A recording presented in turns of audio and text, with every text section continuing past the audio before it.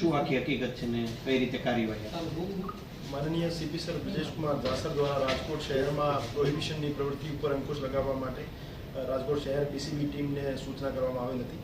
આ સૂચનાની અનુપાલનાના ભાગરૂપે પીઆઈ શ્રી એમ.આર. ગોંડે સાહેબ અને પીએસઆઈ શ્રી પીવી રાજ્ય સાહેબની ટીમ દ્વારા એક રાજકોટ શહેરના 7 પ્રોહિબિશનના ગુનામાં વોન્ટેડ આરોપી યાકુબ મુસા મોટાણીને ઝડપી પાડવામાં આવેલ છે. આ જે આરોપી છે એ આરોપી વિદેશી દારૂની રાજકોટ શહેરમાં સપ્લાય લાંબા સમયથી કરતો હતો.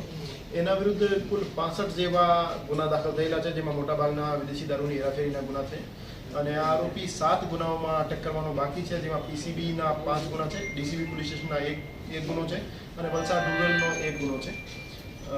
એ જે આરોપી હતો છેલ્લા 4 વર્ષથી દાદરા નગર હવેલી ખાતે ફ્લેટ ભાડે રાખીને રહેતો હતો અને આજુબાજુની વાઇન શોપ જે છે એમાંથી દારૂ ખરીદતો હતો અને દારૂનો જથ્થો ત્યાંથી પાર્સલ કરતો હતો.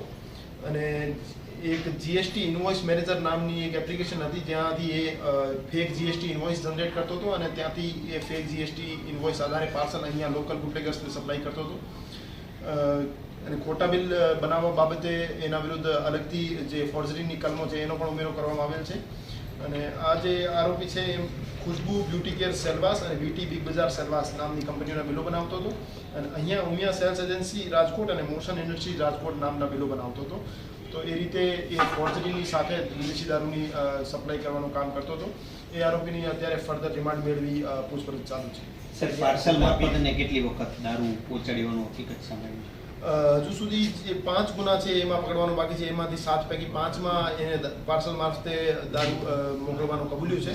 પણ અમારું માનવું છે કે જૂના પણ અગાઉ પણ જે ગુના દાખલ થયેલા છે એમાં પણ પાર્સલ મારફતે એને સપ્લાય કર્યું હોય. આનો કોઈ સહયોગી ને એના સહારોપી છે એ બાબતે અત્યારે રિમાન્ડ મેળવી પૂછપરછ ચાલુ છે. કેવી રીતના શીખો બોગસ બિલ બનાવતા કેવી રીતના?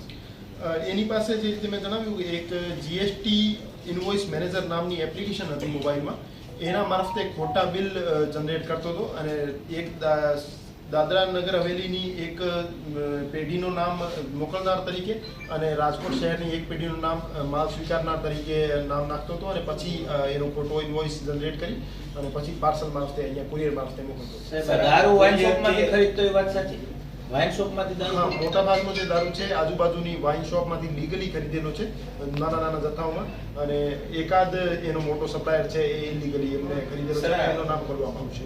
કુરિયર કે ટ્રાન્સપોર્ટમાં આવતો એમાં છે એની સાઠગાંઠ કેવું છે?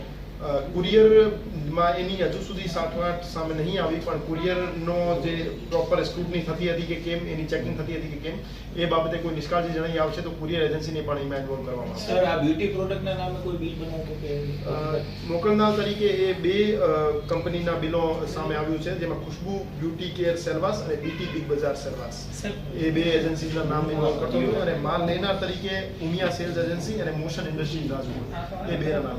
તો એપ્લિકેશનની વાત સામે આવી છે. એપ્લિકેશન કોને બનાવેલી કે કઈ રીતે કઈ? એ બાબતે એ જે આરોપી છે એની પાસેથી 8 મોબાઈલ ફોન જે કબજે કરવામાં આવેલ છે એ એફએસએલમાં મોકલવામાં આવશે અને એનો જે ઓરિજિન ક્યાંથી થયો છે એ બાબતે ઊંડાણપૂર્વક તપાસ કરવામાં આવશે. Okay sir. Follow for more updates. VRM9 News.